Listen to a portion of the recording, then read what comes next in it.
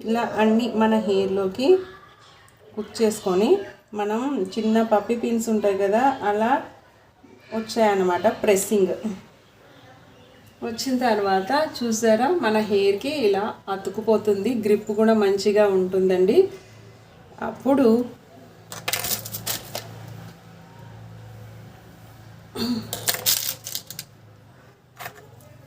మన క్లిప్ అయితే ఇలా పెట్టేసుకోవాలి.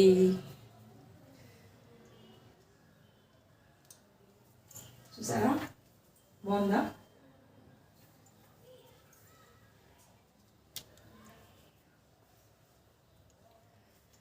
లుక్ బాగుంది కదా, రియల్ హెయిర్ లాగే అనిపిస్తుంది అన్నమాట.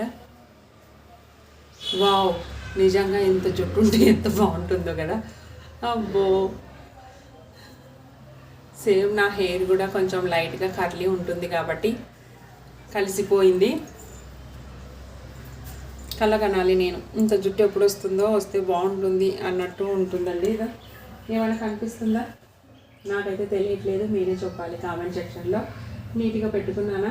ఇంకా ఎవరైనా ఒకరు ఉంటే మనకి సపోర్ట్గా పెట్టడానికి బాగుంటుందండి. Bye bye.